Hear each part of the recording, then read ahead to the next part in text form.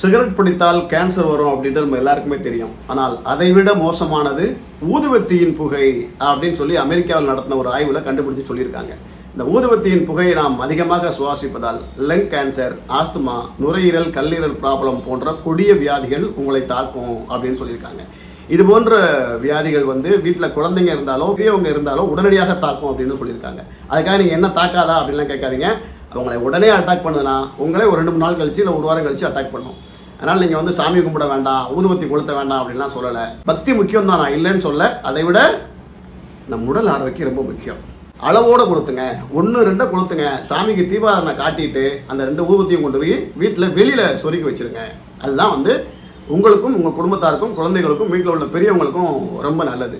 அப்படி இல்லை, நான் எப்போவுமே பக்தி மயமாக தான் இருப்பேன், ஒரு வாட்டி சாமி கும்பிட்டேன்னா 1 பாக்கெட் ஊதுவத்தியை கொளுத்துவேன், 100 கிராம் சாம்பிராணியை உடைச்சி நெருப்பில் போட்டு புகை போட்டு காட்டுவேன், 4 கம்ப்யூட்டர் சாம்பிராணியை ஏற்றுவேன் அப்படின்னு நீங்கள் இருந்தீங்க அப்படின்னா நாளடைவில் கொடிய வியாதிகள் அட்டாக் பண்ணுறதுக்கு வாய்ப்பு இருக்குது அப்படின்னு சொல்லியிருக்காங்க.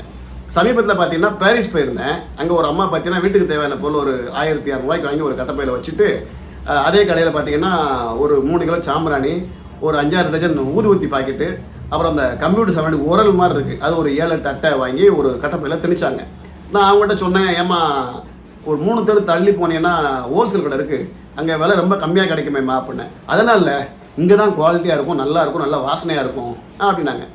ஓகே பரவாயில்லம்மா, உங்களுக்கு கஸ்டமர் மேலே அக்கறையாக பார்த்துக்கிறீங்க அப்படின்னா. ஏங்க கஸ்டமருக்கு இல்லைங்க, நான் விற்கிறதுக்கு வாங்கலை, வீட்டுக்கு வாங்குறேன்றாங்க.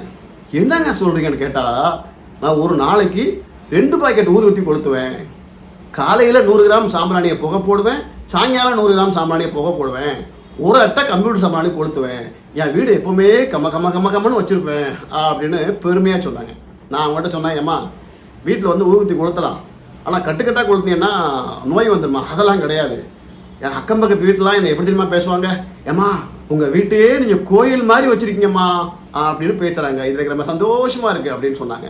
நான் சொல்கிறேன், இது போல் நீங்கள் கட்டுக்கட்டாக ஊதுவத்தியை கொளுத்தி 100 கிராம் கணக்கில் சாம்பிராணியை புகையை போட்டு வச்சுருந்தீங்கன்னா கோயில் மாதிரி இருக்குன்னு சொன்ன அந்த சொந்தக்காரங்க ஃபுல்லாக என்னம்மா வீட்டை ஹாஸ்பிட்டல் ஆகிட்ட, எப்போ பார்த்தாலும் பெட்லேயே கிடக்கிறீன்னு சொல்லக்கூடிய அளவுக்கு நிலைமை மோசமாயிடும். அப்போல்லாம் யாரும் தயவு செய்து பண்ணாதீங்க. வீட்டில் உள்ள குழந்தைங்களும் பெரியவங்களும் நமக்கு ரொம்ப முக்கியம். அதனால் சாமி கும்பிடுங்க, அளவோடு இருங்க. நன்றி.